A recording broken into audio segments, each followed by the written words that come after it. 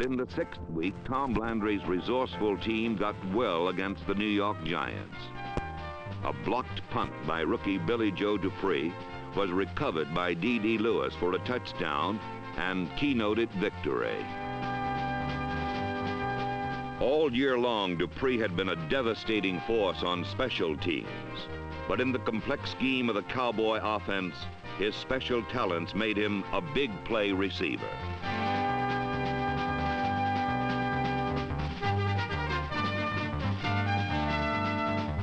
Although Dallas blistered past the Giants 45-28, the root of the Cowboys' problems was inconsistency. And this was never more evident than in their 7th game with the rebuilt Eagles. Philadelphia sent the Cowboys tumbling to their 3rd defeat, and the future looked bleak indeed.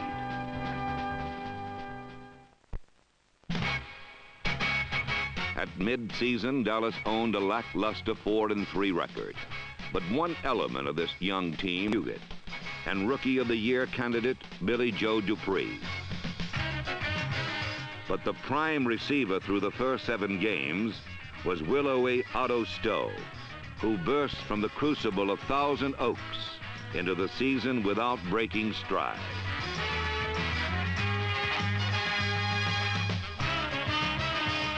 When a broken ankle canceled Stowe's brilliant season, the Cowboys took off on the run.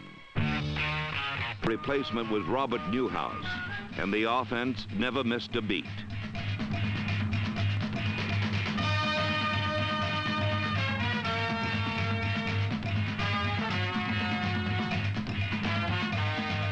Newhouse is a 5'9", 200-pound dynamo who bounces, slides, squirms, and squiggles like a fish dangling at the end of a reel.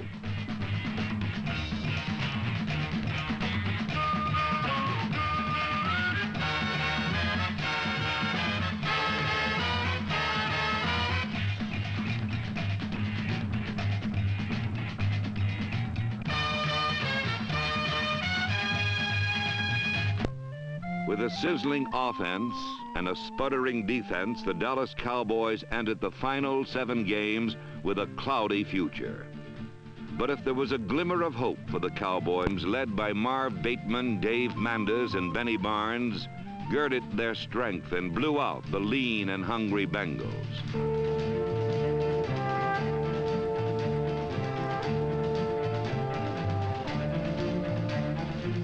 The Cowboys flew past the stunned Bengals as Roger Staubach studied the defense with a jeweler's eye, then surgically dissected it.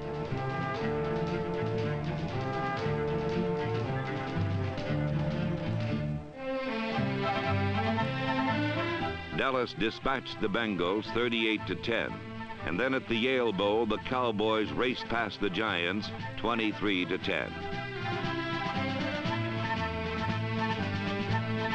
Back home at Texas Stadium, they gained revenge, and their 3rd straight victory as they beat Philadelphia 31-10.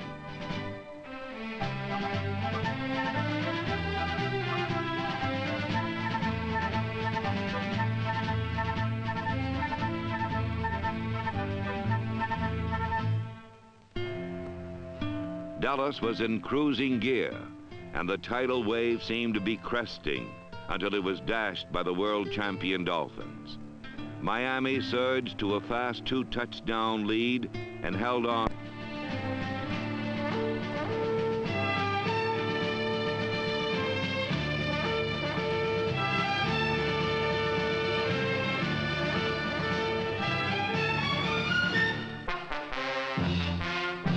The Cowboys came to Denver with little bravado, but they came with a burning intensity to win. And all these forces were brought to bear against the Broncos as Doomsday stifled Denver both short and deep. The game plan on offense was to pass, and it provided a blueprint for victory.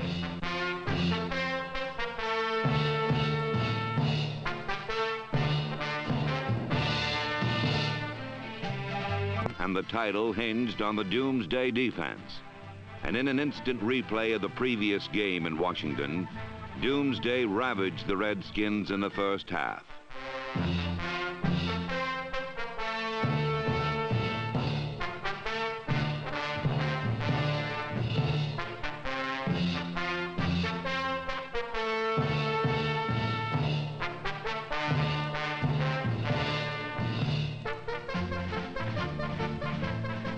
At halftime, the play was a misdirection rollout that isolated either a Dallas setback or a tight end.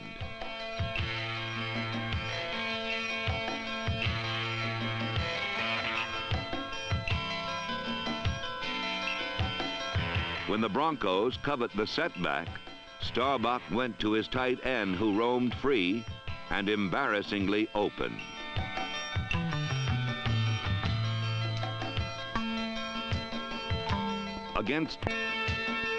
The question was answered with dramatic clarity, as in the final 30 minutes, Staubach showed the Washington Redskins everything but mercy.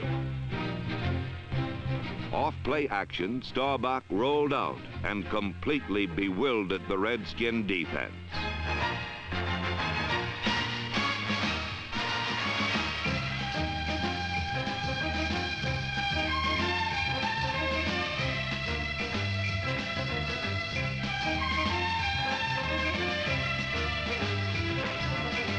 Staubach cashed in on a rollout for a touchdown as Dallas won a convincing 27-7 victory and led the NFC East for the first time in St. Louis.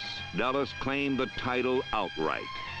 It was a day for the young as rookie Drew Pearson, number 88, put on a one-man show.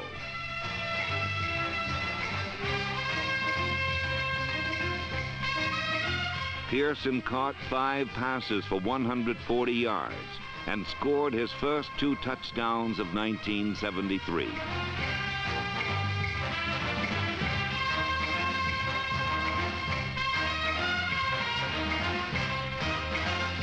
Dallas had clawed its way back to the top and entered the playoffs for a record-breaking 8th straight year.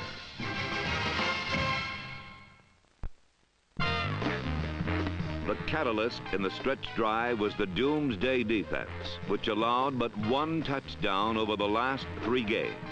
Doomsday was a fully coordinated mixture of youth and experience, and their motto was, "When the whistle blows, everybody goes."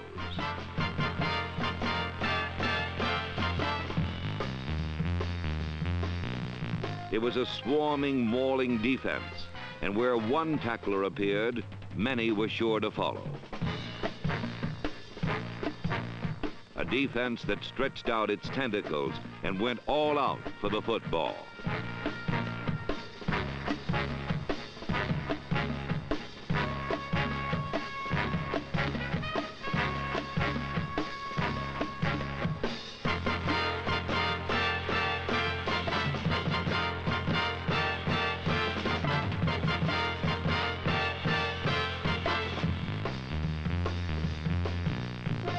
In 1973, an end from East Texas State.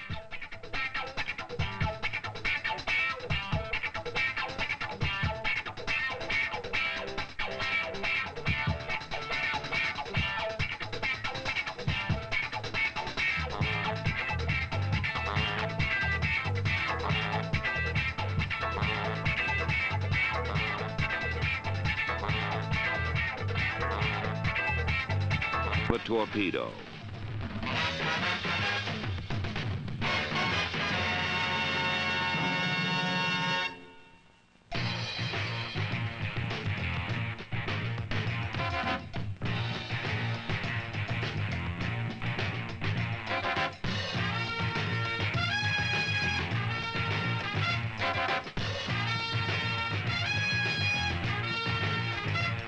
And something old in Leroy Jordan, the Dallas Cowboys entered the playoffs.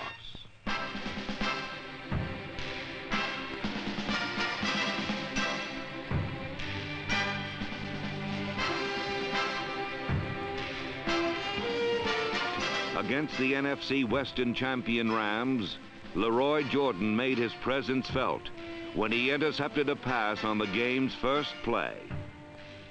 Jordan's interception was converted into a Calvin Hill touchdown, and Dallas was off and winging. Something new and something old combined in the next series as young Pat Toomey stripped away a fumble and veteran Mel Renfro recovered. Under a state of siege, the Rams watched the Cowboys strike again as Roger Staubach studied the defense and then struck rookie Drew Pearson dead in the hands for 6 more.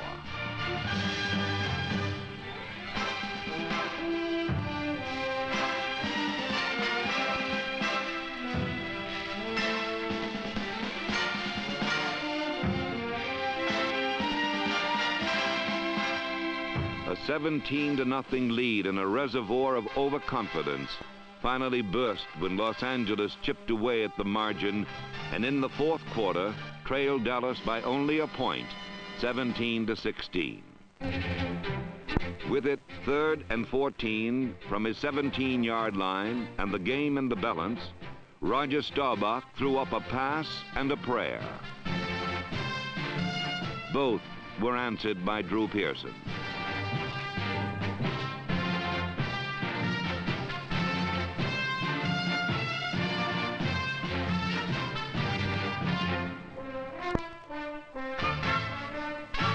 Dallas, and even though it lost to the Vikings a week later for the NFC Championship, the defeat did not dampen their achievements in 1973.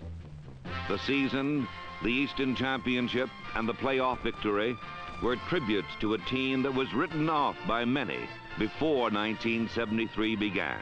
But the Dallas Cowboys hung together, and by the end of the year, this spirited team of young and old, rookies and veterans, marched to a 10-4 record. Next year, this mix of something old and something new just might blend into something super.